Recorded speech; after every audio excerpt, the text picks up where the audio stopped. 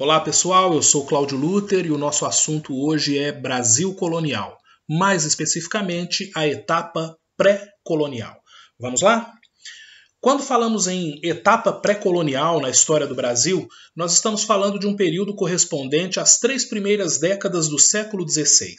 Um período entre 1500, ano do descobrimento do Brasil pelos portugueses, e 1530, quando a expedição colonizadora, comandada por Martim Afonso de Souza, chegou ao Brasil.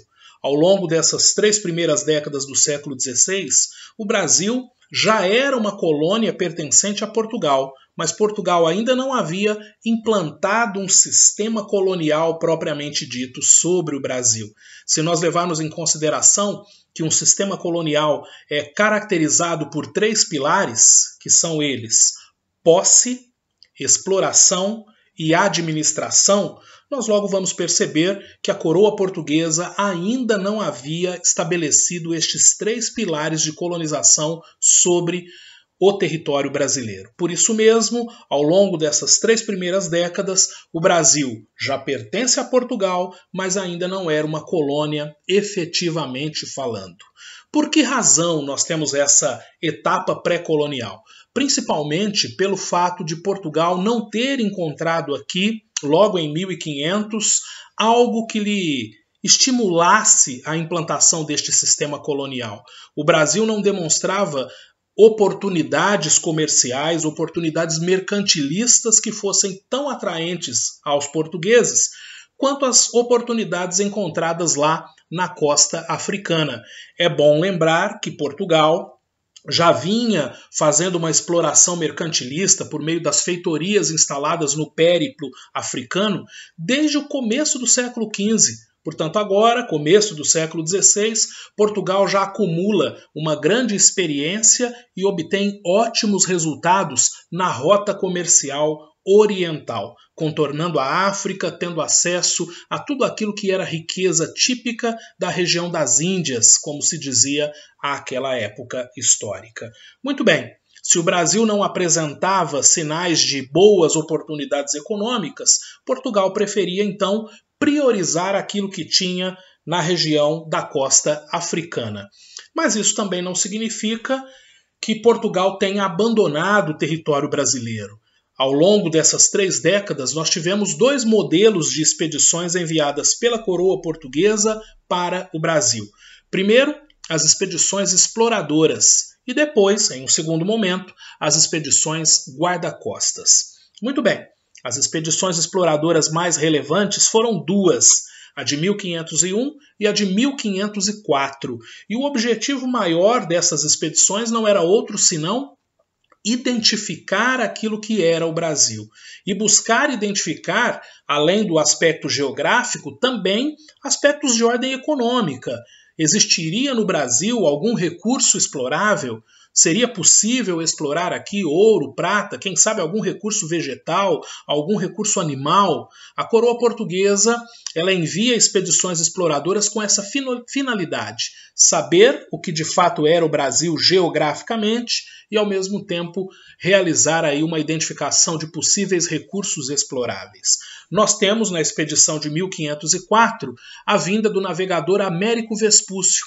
Foi ele quem percorreu desde a região da América Central até mais ou menos a região do atual estado do Espírito Santo, toda a costa litorânea, e comunicou à coroa portuguesa dizendo que a região que Colombo havia encontrado em 1492 tratava-se de um continente. Então percebam, Américo Vespúcio é o identificador da América como continente.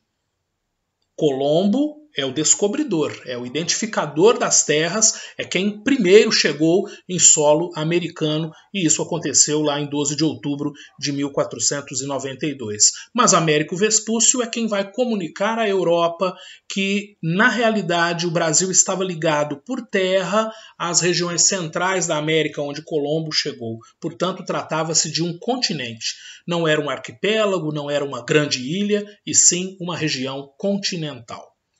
nessas mesmas expedições de 1502 e 1504, os portugueses também tiveram a oportunidade de identificar o recurso que tornou-se o mais explorado ao longo da etapa pré-colonial. Nós estamos falando aí do pau-brasil, uma madeira de coloração avermelhada já conhecida dos portugueses lá da costa africana e que foi encontrada em grande quantidade no nosso território, mais especificamente na costa litorânea do Brasil, região de Mata Atlântica. Nós vamos falar a respeito do pau-brasil daqui a pouco. Eu quero chamar a sua atenção antes para aquele segundo modelo de expedição realizado pelos portugueses, tendo o Brasil como destino, as expedições guarda-costas. O próprio nome já nos dá uma indicação muito clara acerca das finalidades deste tipo de expedição. O que se desejava era resguardar a propriedade portuguesa sobre o solo brasileiro, garantir, efetivar a posse, impedir que algum outro reino viesse fixar presença em território brasileiro. Nós tivemos duas expedições guarda-costas mais importantes, uma em 1516, outra em 1526. Na expedição de 1516, Cristóvão Jacques, que foi o líder da expedição, encontrou um grupo de franceses estabelecidos no sul da Bahia, da região onde hoje nós temos o estado da Bahia. Este grupo de franceses explorava o pau-brasil, já havia firmado uma parceria com os nativos da região. Cristóvão Jacques, então, entra em combate com estes franceses, consegue expulsá-los daqui, o que acaba demonstrando que, de fato, outros reinos europeus estavam de olho em nossas terras, estavam de olho na região colonial pertencente aos portugueses. Muito bem, tivemos então expedições exploradoras, expedições guarda-costas que mostram, evidenciam que Portugal não abandonou o Brasil. Não éramos a melhor opção de colonização, mas Portugal não despreza o território brasileiro a ponto de abandoná-lo, ok? No que diz respeito ao pau-brasil, à exploração do pau-brasil, eu quero que você leve em consideração que para o nosso índio, para o nosso nativo, o pau-brasil era denominado orabutã. Logo que os nossos nativos souberam qual a utilidade da madeira para os portugueses, passaram a denominá-la como pau de tinta, justamente por saber que desta madeira os portugueses extraíam uma tintura de coloração avermelhada que permitia colorir tecidos. E nós estamos falando do começo da Idade Moderna, onde usar roupa colorida, onde usar tecidos coloridos, principalmente com a cor vermelha, era um privilégio da nobreza, era o privilégio de quem tinha boa condição econômica. Portanto, o Brasil é pré-colônia portuguesa, mas por intermédio da exploração do pau-brasil já oferecíamos uma contribuição econômica significativa para os portugueses. E é bom até nós levarmos em consideração o aspecto já globalizado da economia. O pau-brasil era retirado daqui, levado para Portugal, de Portugal para Flandres, na atual Bélgica, de Flandres para a Península Itálica e da Península Itálica para a Península Arábica. Lá, a madeira era processada, retirava-se a tintura, coloriam-se os tecidos e o tecido era levado para a Europa, onde era comercializado com um valor significativo. Falando em valor significativo, eu quero chamar a sua atenção para o seguinte: a extração do pau-brasil foi feita sob a forma de escambo, uma parceria entre os exploradores portugueses e os nossos nativos. O nosso nativo derrubava a árvore, retirava os galhos menores, transportava a tora até as embarcações portuguesas e recebia como pagamento, recebia como recompensa objetos que para os portugueses já não tinham um valor comercial tão significativo, tão expressivo.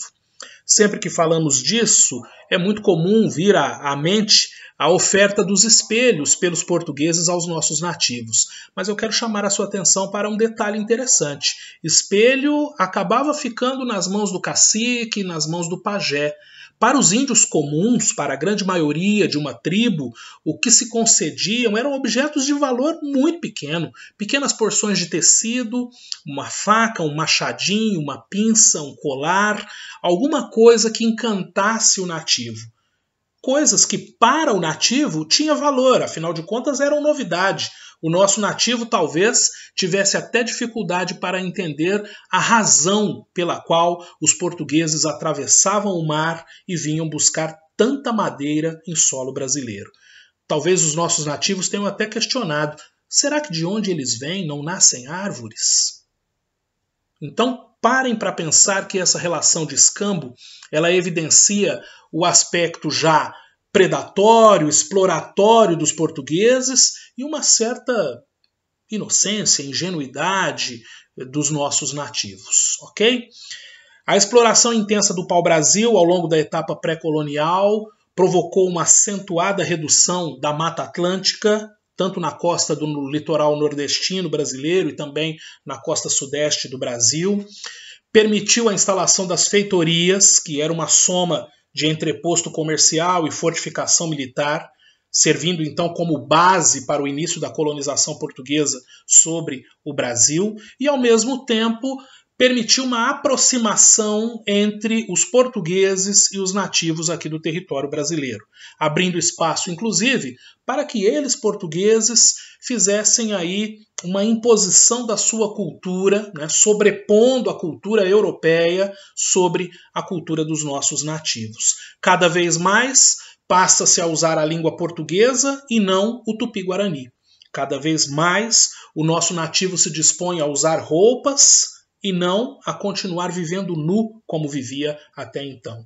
Cada vez mais o nosso nativo vai afastando-se da sua religiosidade politeísta, animista e vai abraçando o cristianismo católico praticado pelos portugueses e ensinado aos nossos nativos. A gente percebe com facilidade que a nossa cultura, a cultura do nosso nativo, vai saindo de cena e vai entrando em evidência a cultura do colonizador. Foi assim ao longo de toda a etapa pré-colonial e até por um longo período ainda posterior. O pau-brasil continuou sendo explorado aqui por muito tempo. Ele deixa de ser a atividade de maior importância econômica, mas a sua exploração não sai de cena ali logo ao final da etapa pré-colonial.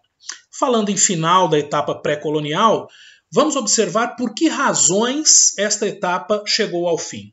A primeira delas é a seguinte: a coroa portuguesa percebe que aquela rota comercial oriental já não é mais tão lucrativa quanto havia sido em épocas passadas.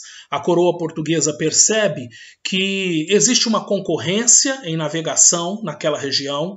A coroa percebe a desvalorização dos produtos que agora já não eram mais novidade na Europa, portanto, especiaria já não tinha mais um valor tão elevado quanto tivera anteriormente. E Portugal acaba entendendo a necessidade de passar a ter no Brasil bases mais sólidas de exploração mercantilista. Por isso mesmo, em 1530, a coroa portuguesa envia para o Brasil a expedição colonizadora de Martim Afonso de Souza. Martim Afonso de Souza veio para o Brasil trazendo junto consigo aproximadamente 400 homens e dividiu esse grande grupo em grupos menores que foram fixados, que ficaram estabelecidos em diversos pontos da costa litorânea do Brasil, justamente para que se fizesse uma sondagem do solo, do clima e também das próprias comunidades indígenas e fosse possível, assim, identificar as oportunidades de exploração, de implantação de um sistema colonial, da obtenção de resultados mercantilistas mais expressivos para a coroa portuguesa. É justamente aí que se constata o bom clima, a qualidade do solo, a possibilidade para a prática da agricultura em grande escala, a possibilidade para a atividade pecuária sem dificuldades de pastagens, e a coroa portuguesa recebe em 1532, das mãos de Martim Afonso de Souza, um significativo mapeamento geográfico, étnico e, ao mesmo tempo, econômico o que faz com que a coroa tome a decisão de implantar um sistema colonial efetivo sobre o Brasil. Como eu disse lá no início, é aí que a coroa portuguesa decide que ela vai mesmo garantir a posse, consolidar a propriedade sobre o Brasil, ela vai mesmo iniciar de modo mais expressivo um processo de exploração econômica desta terra e ela vai também implantar um mecanismo de administração, de gerenciamento, de condução política, econômica, cultural da região colonial denominada Brasil. Termina então com a expedição colonizadora de Martim Afonso de Souza, expedição que esteve aqui no nosso território entre 1530 e 1532, termina o período ou a etapa pré-colonial brasileira. Por hora é só, por enquanto muito obrigado, fiquem em paz e até uma próxima oportunidade.